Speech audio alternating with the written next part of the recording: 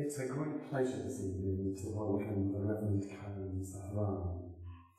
She is the first and only female Baptist minister in Ireland and has served as chaplain to 2 Belfast Lord Mayors. She's been involved in peace and reconciliation work for over 20 years, both within and outside church walls, and is currently the leader of Soul Space, a peace and reconciliation hub set up for those who feel they don't fit in institutional church settings. She is currently studying for a PhD at the Centre for Anabaptist Studies in Bristol. She is currently a member of the management board of Ireland's Future and is deeply committed to repairing planning for New Ireland. So I say preparing, not repairing. She is also actively engaged in significant efforts related to the prospect of an emerging Ireland. I've heard Karen speak on a couple of occasions at Bristol Baptist College, and it's an honour to welcome you tonight, and thank you for coming.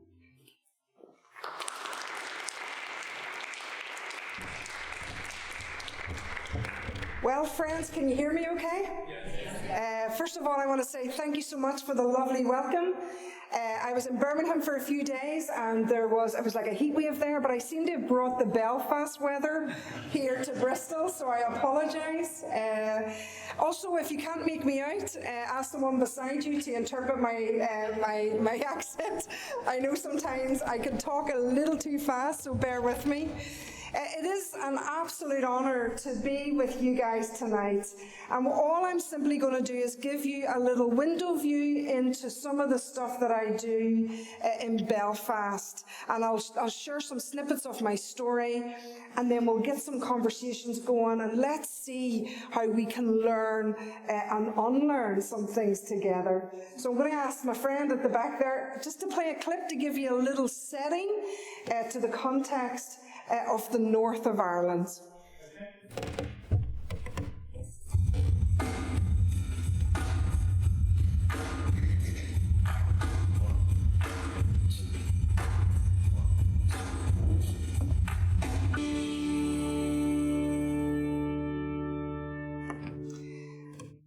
That's a very brief insight into what I'm sure many of you guys know as the Troubles of Northern Ireland and the conflict. I grew up in that, and I love the little phrase where bitter enemies became friends, and that was the peace agreement. But I did grow up in the conflict and knew what it was for bomb scares and soldiers on the streets and the effects in terms of the Troubles. Just hit the PowerPoint to go there, because one thing I want to say is that we have currently peace in Northern Ireland, and we thank God for peace. And we thank God for the work of reconciliation. But I don't know if you picked up in the clip that we still have over 60 peace walls in Northern Ireland. 60 peace walls, friends, that keep our two communities apart. And as you can see at the end, there's lots of heroes and unsung heroes who day in and day out work to bring our communities together and to create a place that is better for all of us to live. And this guy here, the former John Hume, who used to be an SDLP, a political leader, won the Nobel Peace Prize, said this, and I love this: the real division of Ireland is not a line drawn on the map, but in the minds and the hearts of its people. And the reason why I wanted to start there is because we may be post-conflict. There may no longer be arms, but we are very much still a conflicted people, hence the 60 peace walls. When you look at that picture, love these gorgeous people, some of my friends, and we got together to make some bridges crosses. But when you look at that picture, and if I say to you, okay, when you look, tell me who is Catholic and tell me who is Protestant. Can't. You can't say, okay, well, him on the left or her on the right, I think they're Catholic or they're Protestant. But what's interesting in Northern Ireland is you just need to say the neighbourhood that you're from, and they know who you are. So if they go, the first thing they'll say, so where are you from? So I spoke to my Belfast friend today. She says, I grew up, I'm from Gilnahirk. I know exactly. She's from East Belfast. And your neighbourhood can tell you where you're from. East Belfast, West Belfast, the Shankill Road, the Falls Road, all tells a story of where you're from. The school that you attend, if you attend Ellengrove Primary, I'm pretty sure she's a Protestant. If you attend St. Joseph's, we're pretty sure they're Catholic. It goes right down to sport. So when I was growing up, we didn't play any Irish Gaelic games. We didn't play Gaelic football. We didn't do hurling, because that was for the Catholics. We played hockey, we played football, and so there is this division that we can still label each other based on our neighbourhood, our education, the sport to play, and even, get this, how you say the letter H. Am I right, my friend? Yes. So, I'll give you an example. We were really determined to raise our kids neither Catholic nor Protestant. We did send them to a Protestant school, that's another story. And at the age of 16, I remembered picking my girls up from school and they said to me, Mummy, are we Catholic or Protestant? And I said, you can be whatever you want to be, but we are not raising you to be one or the other. And I said, why are you asking that? Well, I said H today at school, and they went, there's a Catholic in the school. Because the Catholic community would tend to say H, whereas we would say H, and that's kind of, it is humour, but it's actually quite tragic as well. Because what we essentially have is we have a partitioned island, but listen to me, folks, we have a partitioned faith. Because this type of sectarianism and labelling goes right into the heart of churches. You're either born a Catholic or you go to the Protestant church. When you get married, you either get married in the Catholic church or you get married in the Protestant church. And so, yes, we have a partitioned island, so we have the north, we have this border, and we have the south, but we have a partitioned faith. And if we're walking this journey of Lent, and we're thinking about peace, and how do we be peace agents, then here's a good question to start with here in Bristol. And if you can answer this, would you let me know, because this is my PhD, okay? But how can the church serve as a peacemaker in a divided context when we ourselves are not united? So as the communities are moving forward, and we've come a long way, we've got lots of people working together and communities doing lots of stuff, where is the church in that? And you may say to yourself, okay, that doesn't really apply to me, that's across the water, those crazy Irish people over there, it's not my concern. What about you guys here in Bristol? I'm going to be honest, I'm not really interested in theological differences. I know they're important, but I want to know how you can work together. That's the gospel alive. That's the work of peace. When you and I disagree, but because we have a gorgeous city of Bristol and a beautiful city of Belfast, let's find ways to work together, to be agents of light and hope. That's peace and reconciliation. This guy here is the Professor John Breer. He used to be a professor at Queen's University, and I just want to give you this quote because I had coffee with him one day, and he's like a big brain with legs. And he knows that I am a church leader. And I asked him, so he's a former sociologist and spent his life studying religion in the Irish context. And I said, so what do you make of it in terms of the church? And he said to me, Karen, and this is quoted, the institutional churches are largely impotent as peacemakers. My friends, I need you to hear this. This is never about denigrating the church. This is never about saying, well, you know what, church, you messed up, you got it wrong. Because I would want to say that the churches in Ireland have done phenomenal work in peace and reconciliation. They have provided for the poor, worked in the community, facilitated peace talks, all sorts of phenomenal work. But according to him, as we move forward, he still believes the churches are a little bit behind. And I think that's something worth thinking about. Before I stepped out to do peace and reconciliation work, I worked in a very large Baptist church in Ballynahinch, which is about 8 miles outside Belfast. And so my role was to bridge the church and the community, okay? Let's get them in. Let's see what we can do to get people in, okay? And so I spent a lot of my time, particularly working in loyalist estates and different estates.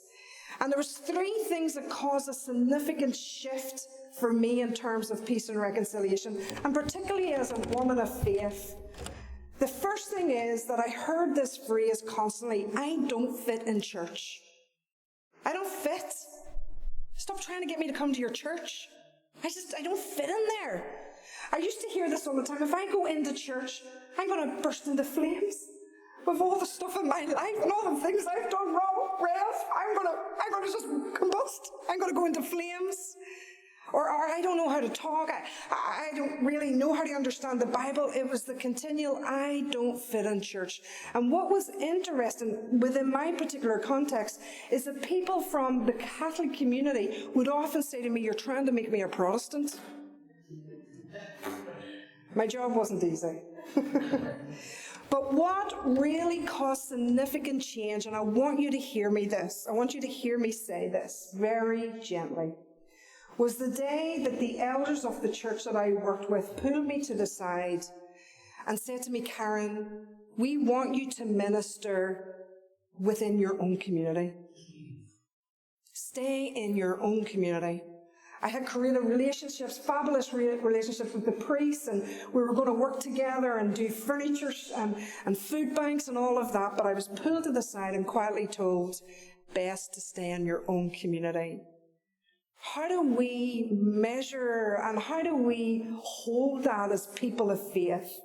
If you're ever told, friends, do not go there, do not mix with him, do not talk to them, they are not welcome, get out. Because as a Jesus people, that's exactly where we need to be. And I grew up in the Protestant tradition, grew up in the Baptist church, still am a Baptist. I love the church. But this idea of being told to stay within my own community did something to me. It wrecked me. And I realized, okay, I need to step outside the church. I think it's really important to say that the stuff that I'm going to share with you is stuff that we can learn inside the church. I have a heart for the institution. I love the institution. I love the church. It sounds from all our different denominations. But for a season and for the time, which ended up now has been over 16 years, I stepped out and decided to work within the communities and set up a place called Soul Space, which is a peace and reconciliation hub. And if you want to say to me, okay, where do you get your inspiration from? Jesus is the answer, okay? You'll be glad to hear. But I don't know if you've ever heard about the Anabaptists. I'm not here to kind of preach the Anabaptist story to you. They're an interesting bunch of people. But what drew me to their story is that in the 16th century, they realized, okay, do you know what? We're not going to get reform within the church, okay? We're not going to get reform within the church. And so they stepped outside of the institution and they created a third way. And the reason why I think, particularly in my context, and all of us, we can learn to unearth some gorgeous gems from the story of the Anabaptists that we can apply today, both inside the church and to the work that I do outside the church. Listen, I don't think there is a them and us. Can I just be honest with you on that?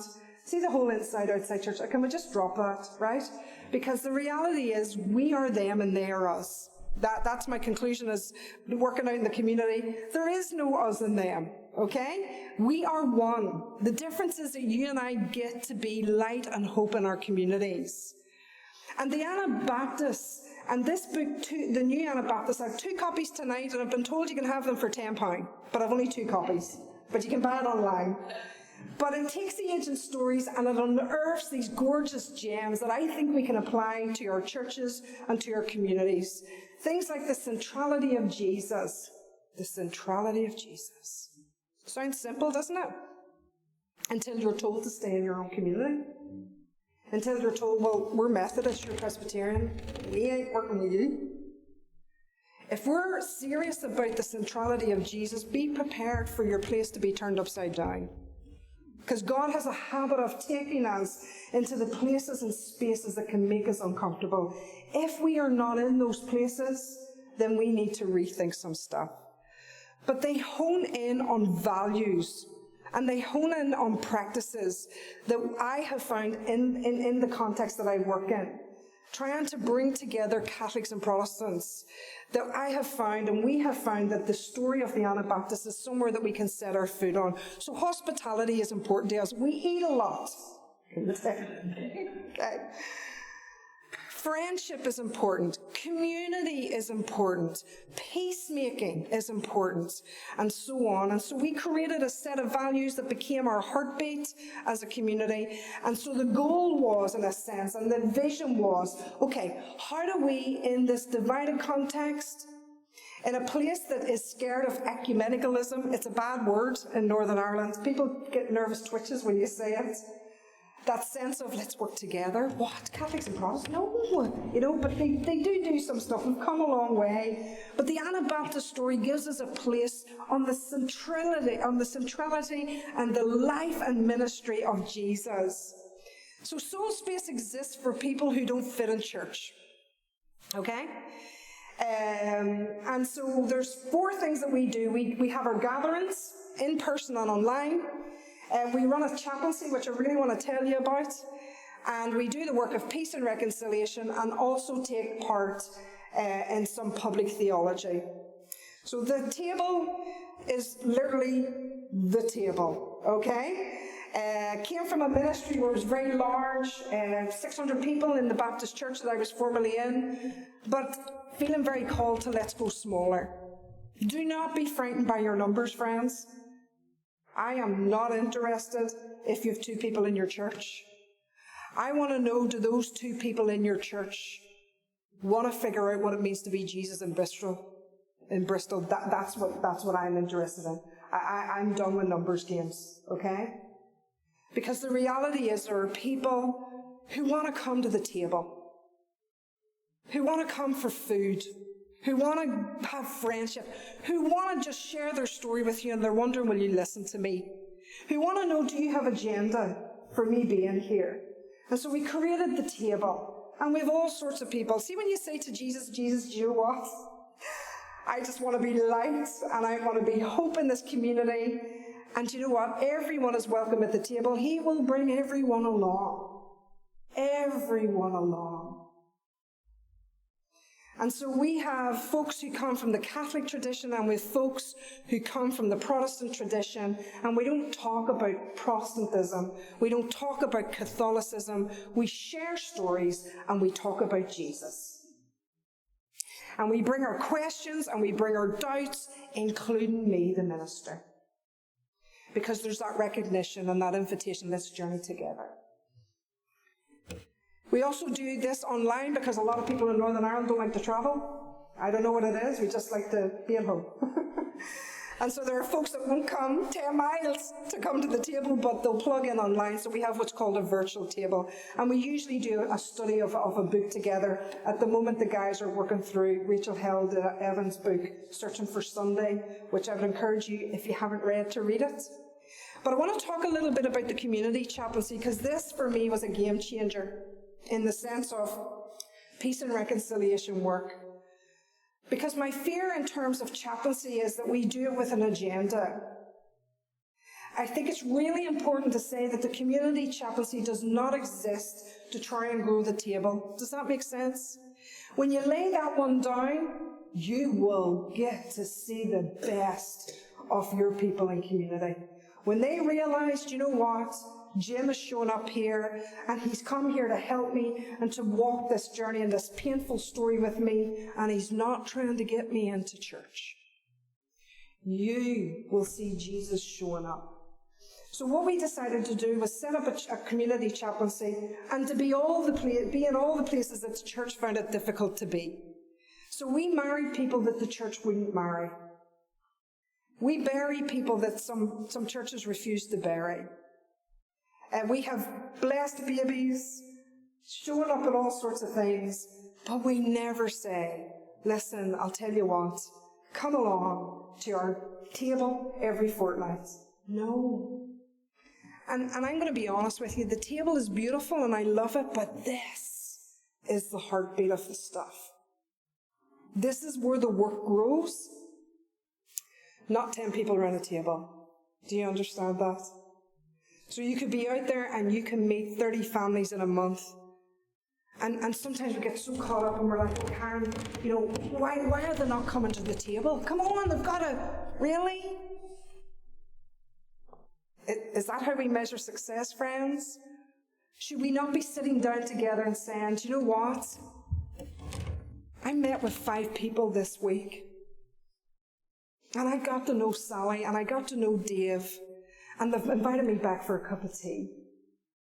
And I promise you that when people realize there is no agenda except I want to know you, let's journey together. I want to walk this with you.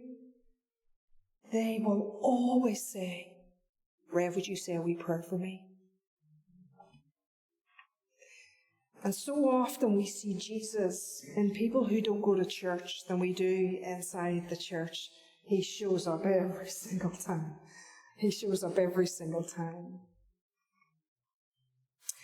The work of peace and reconciliation is something that we do. It's the heartbeat of what we do. It's seeking to bring together what is divided, and so we've been in all sorts of places and spaces. The top picture there, it's called It Is Different for mothers, was something that I was invited to go along to, and it was to sharing the stories. It was artwork of stories of moms who had lost their children in the Troubles. It was one of the most moving and deeply moving. It was a privilege for me to be there and to hear the stories of these moms who'd lost their kids. Some with a plastic bullet shot by the police, or by a bomb that was planted by the IRA. And there's something very beautiful, folks, by being invited out there rather than us trying to invite in here. There's got to be something about laying down an agenda. The picture in the corner of the women wearing the T-shirts is a great story because I get a lot of messages that aren't so pleasant, simply because I'm a female minister. And one of the messages that I got was that I'm a bizarre feminist character. Bizarre feminist character. And I remember sharing with a friend, and she said to me, yeah, I read that article that called you a bizarre feminist character. And she said to me, I'm going to make a T-shirt out of that. And I said, right, okay. And sure enough, a few months later, through the post, this T-shirt arrived, bizarre feminist character. And I knew Claire's story. And I'm telling you her story to let you show the different creative things that we can do. Claire had to flee England with her daughter because of domestic abuse. And she made this T-shirt for me, and I phoned her up and I said, I have an idea. What if we try and sell these T-shirts and raise money for Women's Aid? And she started to cry and she said to me, I would love that. And I said, we don't need to share your story. We just raise the money and we give the money to the charity. And she said to me, it's time for me to tell my story. And so we just decided, okay, let's get 100 T-shirts printed. And in 10 minutes, every single one of those T-shirts sold out. And that's people across the island of Ireland. You can see my Muslim friend there bought one. And the stories, and they kept sending their pictures in, and it was hashtag We Stand With Rev Karen. We're the community of bizarre feminist characters, and we had guys wearing them and all, and it created a great sense of togetherness and community. And that's a simple way of being Jesus and raising money for a gorgeous charity that work with our precious women. We also do some public theology as well, so we've taken place, I wrote a chapter in the new Anabaptist, taken part in Project Violet, talking about gender justice and seeing women at the leadership table. In churches, may we have more women in our churches who are leading. We work well when we work together, and I think that's really important. That's my daughter there, holding a hurley stick. Because she had an opportunity to be part of Belfast Media. I used to write and be their faith correspondent. And I kind of passed it to my daughter because I was getting a bit busy. And so we try to be out there in the public square the best that we can. I'm going to pause here for a moment. I think we're okay for time. But I want to read a well-known story to you. And then we're going to spend some time and reflect on this story together.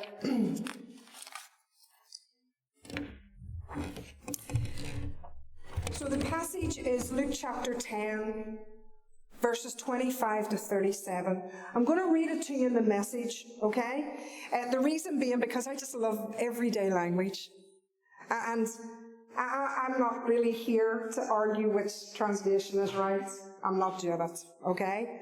I just want to know, when I'm with people, can I understand it, and can the person who hears it understand it? So let me read the parable of the Good Samaritan. Just then a religion scholar stood up with a question to test Jesus. There's always one. Teacher, what do I need to do to get eternal life?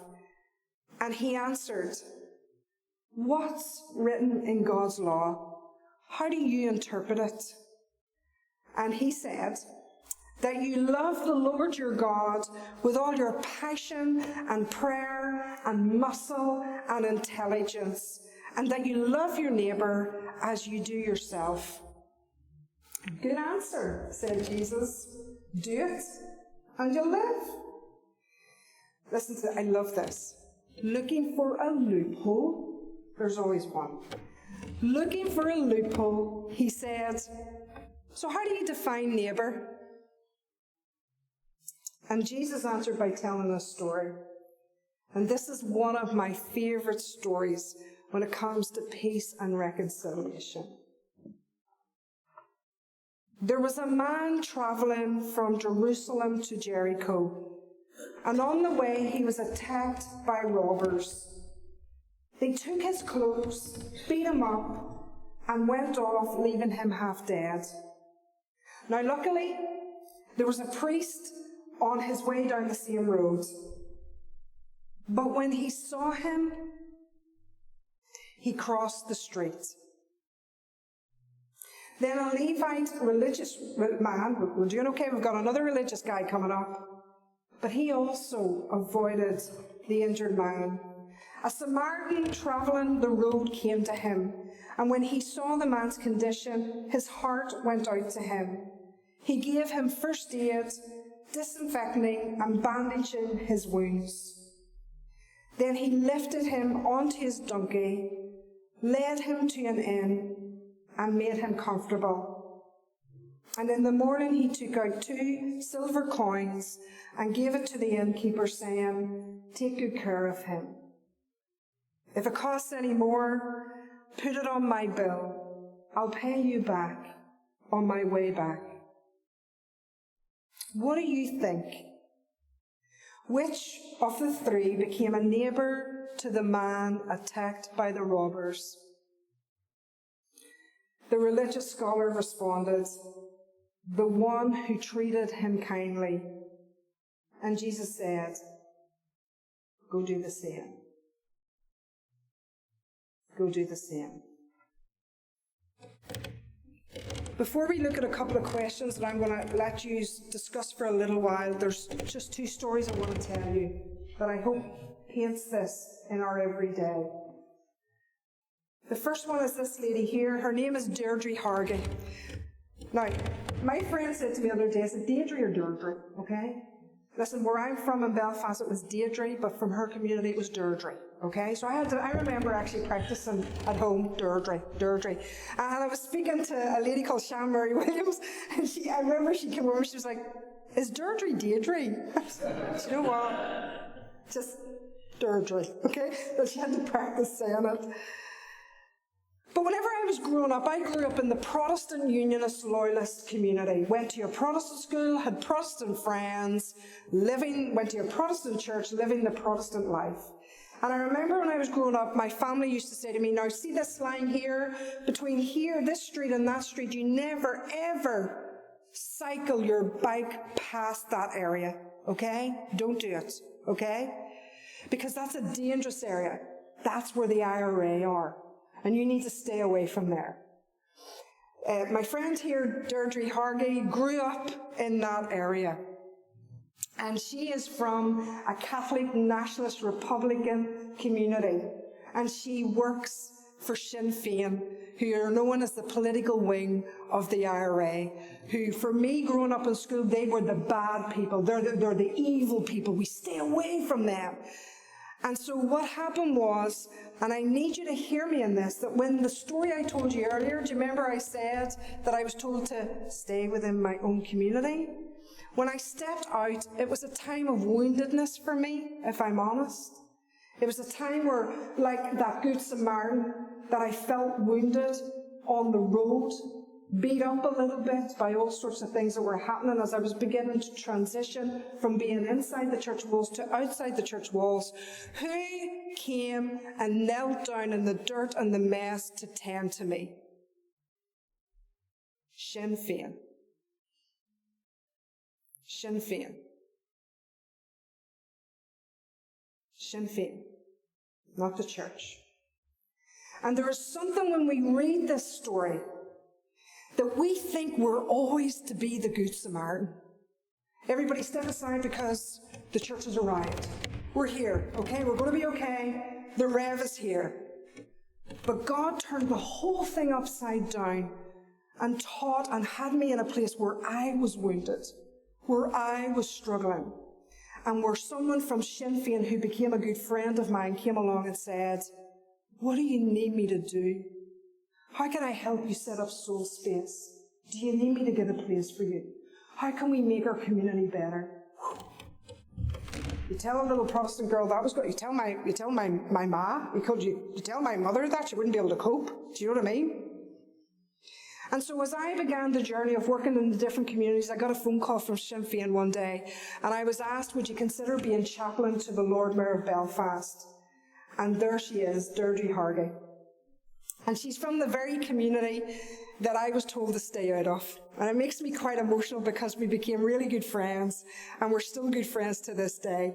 But we're from very different communities, very different backgrounds, very different stories. And I remember the first day I went to meet her at the City Hall, I had my collar on, no offence, Dougie, and I'm standing there with my collar like this. And it was like a scene out of Father Ted. It was like really awkward, and she was awkward, and I was awkward. And I don't know how we broke the ice. I think I probably started singing a song or something, or cracked some jokes. And all of a sudden, the peace wall, the wall that was between her and I fell down, and we became great friends. And I had the honour, and she became, hear me in this, the one that helped me through so much. I remember going to see my mum because I needed to warn my mum. My mum lived in a very Protestant unionist place, and I had paramilitary flags on it. And I was raised by a single mum, and I was really nervous because I didn't want her to see her daughter, you know, on the news with somebody from Sinn Féin. It just might be too much for her. So I thought I should go and should let her know, and I set her down and I said, Mum, I've something to tell you. I've been asked to be chaplain to Belfast Lord Mayor. She was like, oh, Karen, that's amazing, amazing. I'm so proud of you. I said, Mum, you need to sit down. She says, he is the Lord Mayor anyway. I said, okay, breathe, okay? And I said, Mum, it's Deirdre Hargey from Sinn Féin. And she just went quiet. And I said, Mum, I need to do this. I just need you to know because I want you to hear it from me. And she looked at me and she said to me, you need to do this. You need to do this.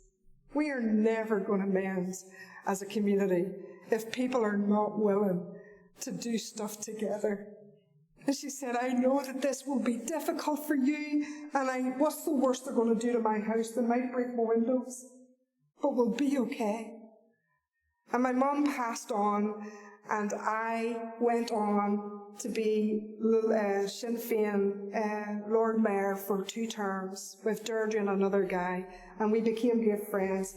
And Deirdre and I, this past year, have been spending times in conversations, going around different places and communities and sharing about our friendship. Who is my neighbour? I remember the Christians saying to me, get you in there and get her saved. Tell her about Jesus. Okay, what if her community became Jesus to me? What if she was a blessing to me? The second story I want to tell you about is Ireland's future. Sam mentioned this. It's a work that I've been involved in because we have had our peace agreement, and I think the next and the greatest work of peace and reconciliation is to try and reconcile our whole island. And I know this is a difficult path to walk because when you saw the clip at the beginning, there are people from the PUL community, the Protestant Unionist, Loyalist community, who are like, no, I'm British. I don't want a united Ireland. And I hear that. I'm from there too. And then we have folks from the Catholic Nationalist Republican community who are saying, you know what, no, we are Irish. And so somewhere in that I got invited into that space to work on the future of Ireland. And I have to be honest, it's the greatest honour of my life. For as long as, I don't know how long I'll be doing it, but what an honour to be in there. But it is, I'm not a politician, we're not a political group, but what I get to do through that is to be in all sorts of places and spaces. And if you're asking me, okay, what is the heartbeat of peace and reconciliation in a divided context? Story. Story. Your story. Your story. Your story. Your story from Belfast and Bristol. Together begins to create this beautiful and gorgeous tapestry of something bigger that God can do. I am not interested in bolting the north of Ireland onto the south.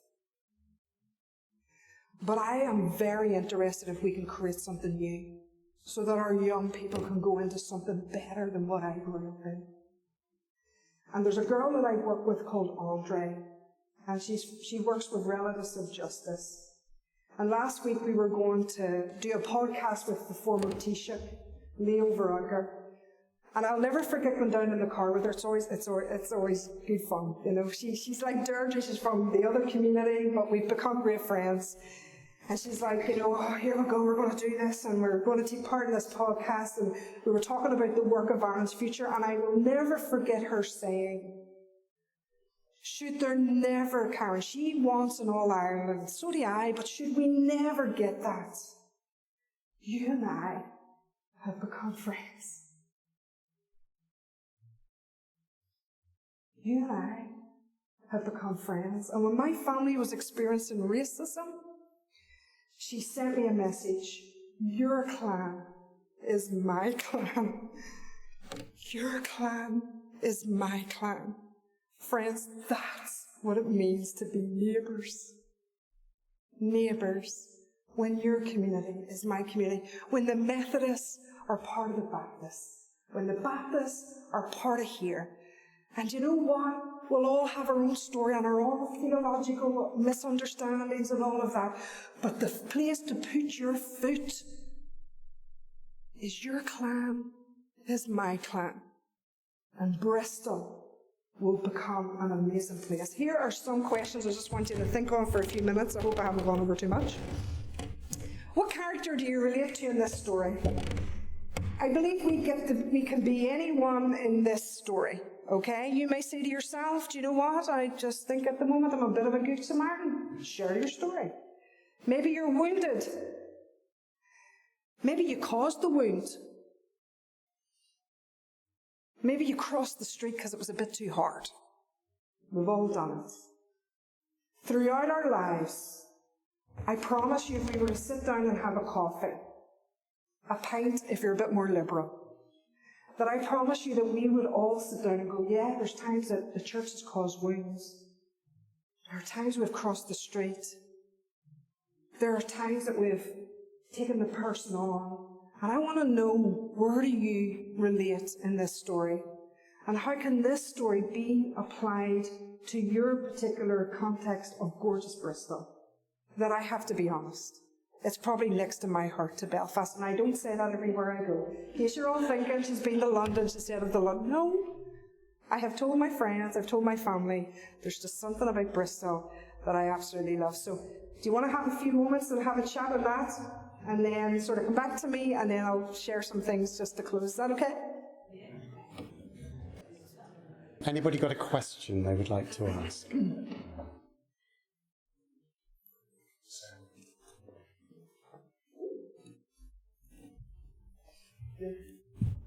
Thank you, Karen. That was fantastic. We've been chatting away. Yeah, we really have.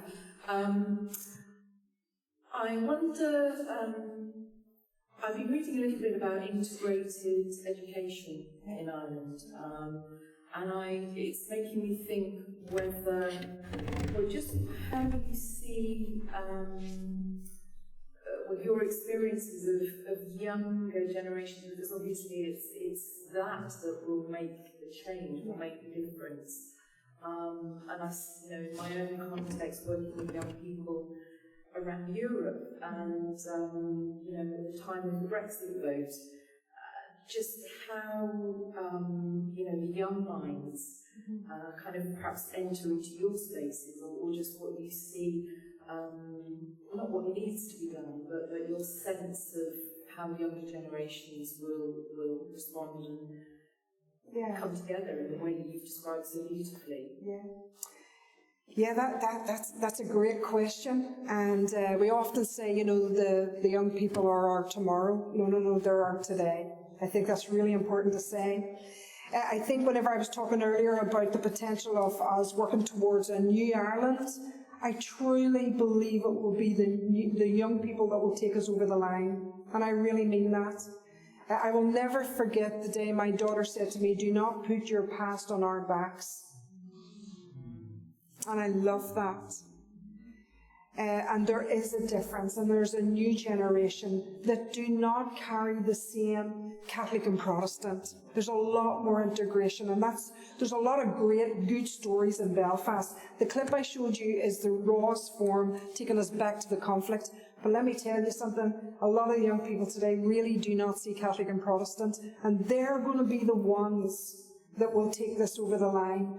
So in terms of the work of peace and reconciliation, always include the voices of the young. One of the difficulties that we have on the island of Ireland is that our young people tend to go away for education and not come back. My good friend from Belfast, I've been picking on you all night, haven't I? But, this lady shared her story. She grew up in Gilnahert, went to university and didn't go back. And she is still us, and we are still her, and we love that she's here in Bristol, and that's great. But we want to be an island that is about peace and reconciliation, that brings our young people back. If I'm honest, I think what we need on the island of Ireland is fresh voices. We're long past the Ian Paisley, never, never, never. We're long past those days. And so I think it will be our young people to take it over the line. So yes, the work of peace and reconciliation. And what gives me great joys is having those conversations. When I have conversations about a new Ireland, right? And I did this with 100 young people. Not one of them mentioned a flag. Not one of them said, "No, I'm a Protestant, I'm a Catholic." They said things like, "How do we live better? How do we make sure we never return to conflict?" And so you're absolutely right. The way forward is to make sure that our voices at the table include the young. Is that okay?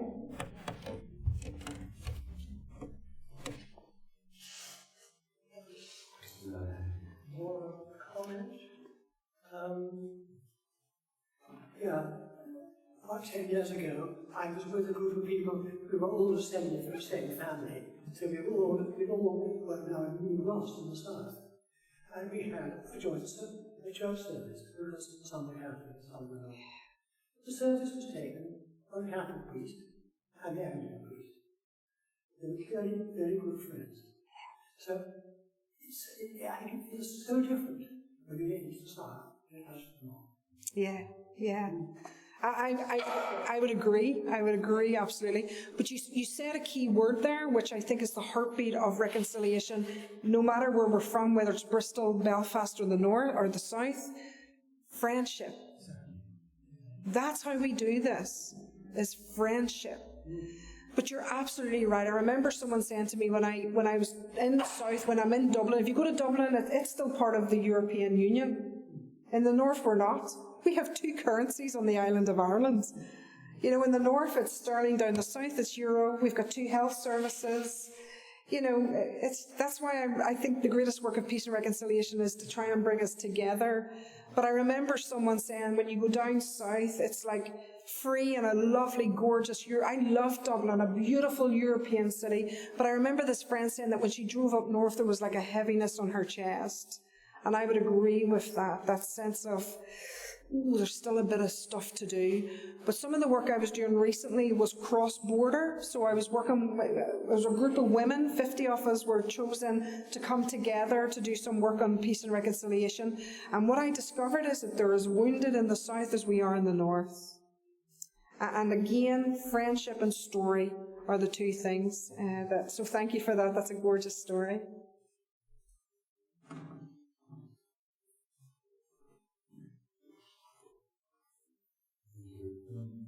You used the phrase truth and reconciliation many times, which to my friend behind me, we've been talking about South Africa, we both share this about South Africa.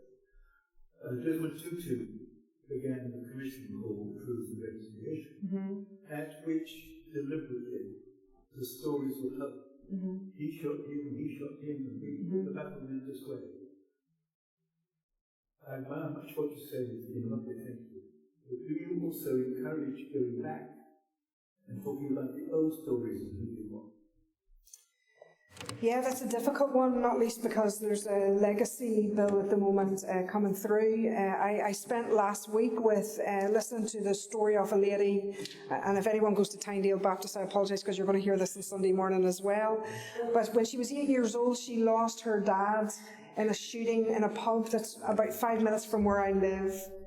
And here we are, over 30 years later, and she represents many families that don't have answers. She lives in a community where the person who allegedly was part of the murder lives close by. It's not as simple, and you're right, yeah. And I think those are sorts of things that we need to work through, and I want to make it really clear that when I work and advocate for a new and united Ireland, it's never about denigrating our stories. Those stories are part of who we are, and we need to figure a way to deal with our woundedness. And that's the big thing that I would be saying.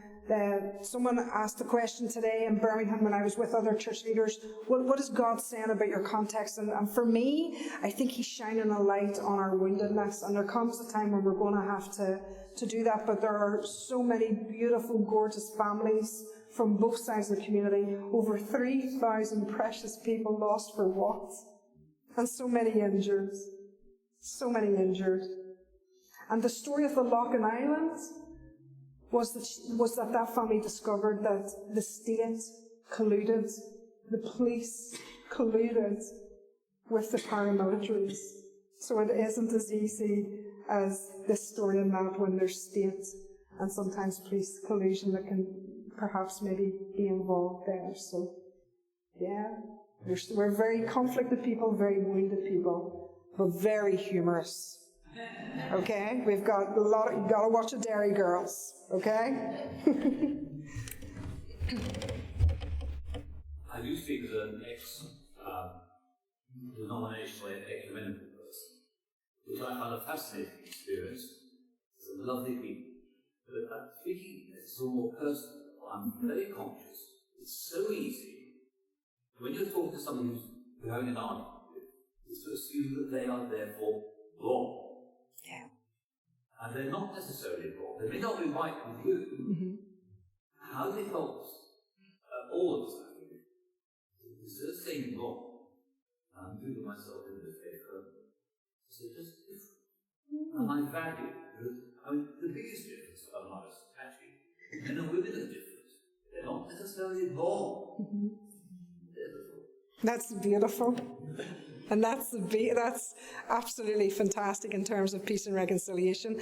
And that's why I wanted to very carefully say at the beginning that the work that I do outside the institutional church never is to denigrate the institutional church. I think that's really important, because there could come a day where God calls me back in to the institutional church, because I love the church. And I'll give you a little interesting thing fact about what happens, is I would describe us and the table like a travelling community. We get a lot of folks go back into the Catholic tradition, and a lot of folks then would go back into the Protestant, and that's a good thing. The most important thing is you find a home. But I love what you say. It's not about saying, I'm right, you're wrong, I'm right, you're in, you're out, you're them, I'm us. It's finding a common ground and having a common goal and vision that we want to be the feet and the hands and the fragrance of Jesus in Bristol. Let's do it.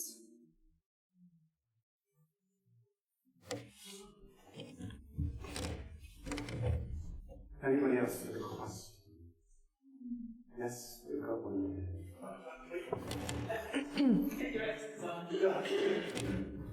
Doug, you don't need to go to the gym.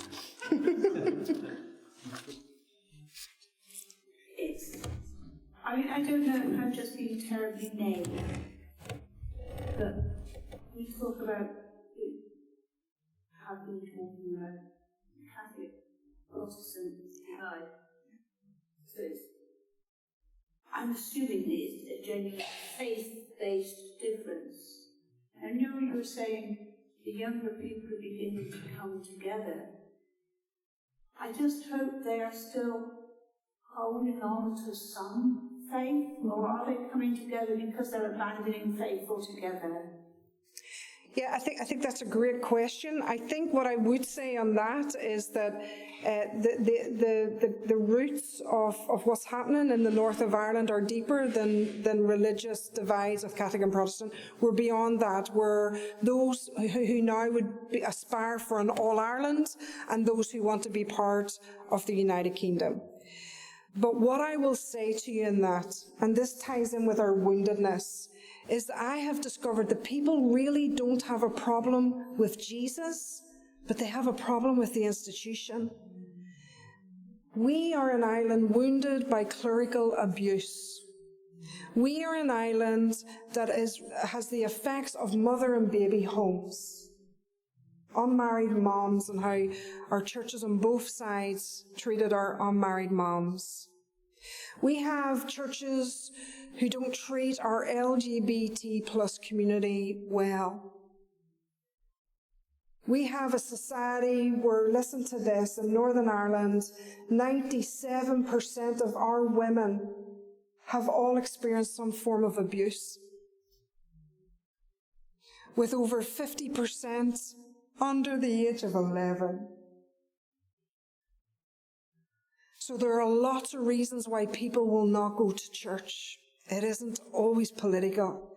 And all we're trying to do is create some tables where we bring people together for friendship. But as I've said before, those people usually, they have no problem with Jesus. They're like, I'm just done with church. And we've got to hear that. I have to hear that as a church leader. Okay. Brilliant question.